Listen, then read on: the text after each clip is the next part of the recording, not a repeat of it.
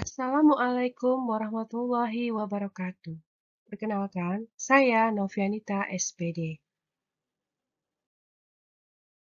Berikut saya akan memperkenalkan profil bahan ajar dari KD 3.1, menganalisis proses masuk dan perkembangan penjajahan bangsa Eropa, Portugis, Spanyol, Belanda, Inggris ke Indonesia. Judul bahan ajar saya adalah Kolonialisme dan Imperialisme. Kolonialisme adalah suatu sistem ketika suatu negara menguasai rakyat dan sumber daya negara lain. Sedangkan imperialisme adalah suatu penjajahan langsung yang dilakukan oleh suatu negara terhadap negara lain. Berikut adalah peta rute kedatangan bangsa Eropa ke Indonesia. Pada gambar peta ini, penjelajahan bangsa Portugis mencari sumber rempah-rempah diawali dari kota Lisabon pada tahun 1486. Bartolomeus Dias melakukan pelayaran pertama dengan menyusuri pantai barat Afrika.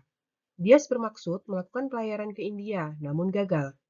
Portugis mencapai Malaka pada tahun 1511 di bawah pimpinan Alfonso de Albuquerque. Portugis berhasil menguasai Malaka dan Myanmar, selanjutnya menjalin hubungan dagang dengan Maluku. Pada tahun 1512, bangsa Portugis telah berhasil sampai di Maluku di bawah pimpinan Antonio de Abreu dan Francisco Serrao. Berikut adalah peta rute kedatangan bangsa Eropa ke Indonesia.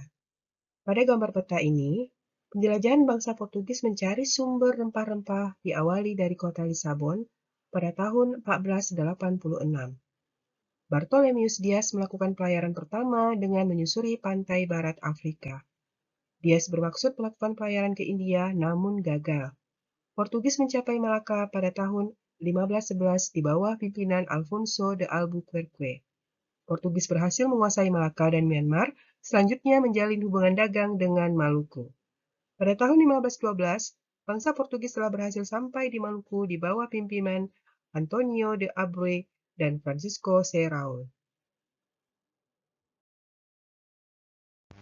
Berikut adalah komoditas utama yang diperdagangkan di jalur sutra, yaitu jalur perdagangan antara Cina dan Eropa. Yang pertama adalah porselin. Cina menyumbang porselin yang diperjualbelikan di sepanjang jalur sutra.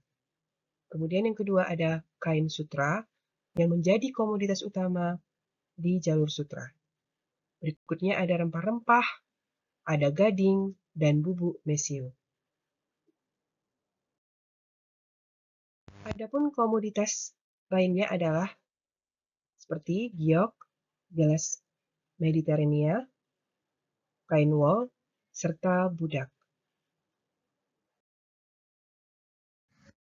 Berikut adalah gambar ilustrasi lintas perdagangan bangsa Eropa. Berikut ini juga ada gambar ilustrasi perjalanan bangsa Eropa melewati jalur pelayaran. Dan ada gambar peta rute perjalanannya, serta seorang pemimpin perjalanan atau penjelajah yang bernama Bartolomeus Dias yang berasal dari Portugis. Kemudian ada contoh gambar rempah-rempah yang dicari oleh bangsa Eropa, dan ini bisa dilihat ada beberapa rempah-rempah seperti jahe, bunga lawang, kayu manis, dan sebagainya. Masuknya bangsa Eropa ke Indonesia.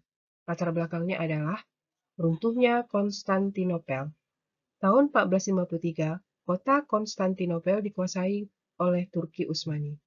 Dengan dikuasainya Konstantinopel, Turki menerapkan penutupan jalur perdagangan yang berakibat semakin sulitnya bangsa Eropa dalam mendapatkan rempah-rempah. Sehingga barang-barang komoditas di jalur sutra mengalami kelangkaan. Adapun tujuan penjelajahan samudra adalah untuk mencari gold, glory, dan gospel. Gold yaitu memburu kekayaan, glory memburu kejayaan, dan gospel adalah menyebarkan agama. Faktor yang mendorong penjelajahan samudra adalah yang pertama, jatuhnya Konstantinopel. Peristiwa jatuhnya Konstantinopel merupakan faktor utama yang mendorong bangsa-bangsa Eropa melakukan penjelajahan samudra.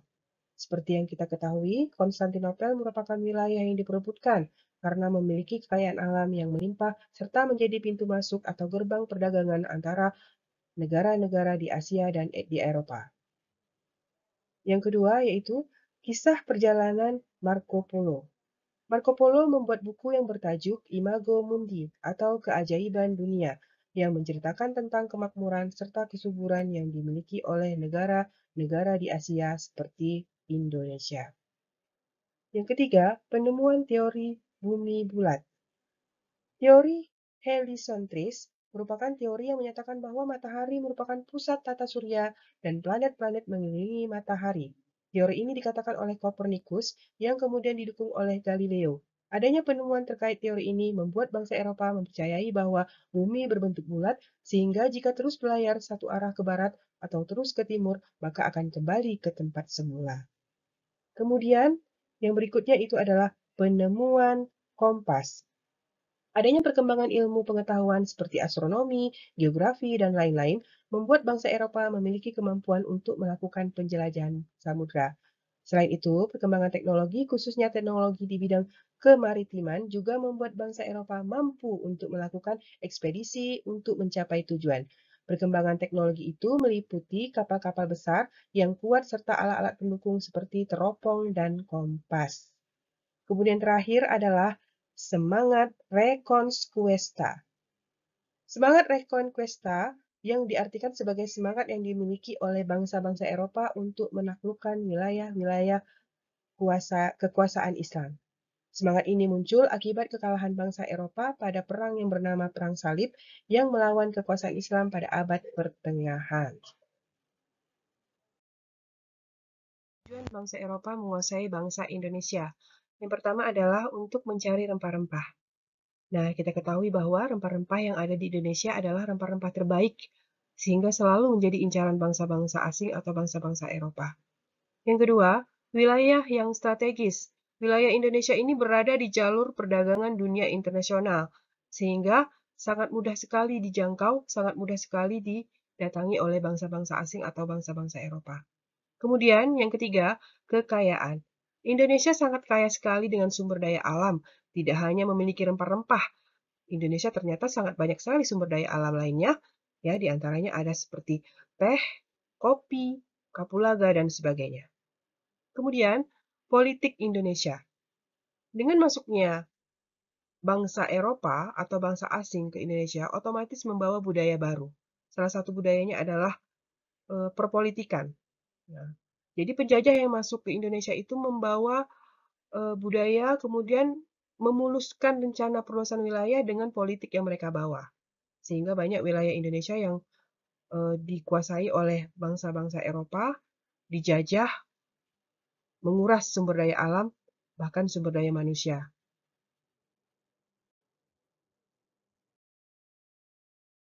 Sekian bahan ajar sejarah kelas 11, materi kolonialisme dan imperialisme. Semoga bermanfaat, dan terima kasih. Jika ada pertanyaan dan tanggapan, silakan meninggalkannya di kolom komentar ya. Saya akhiri.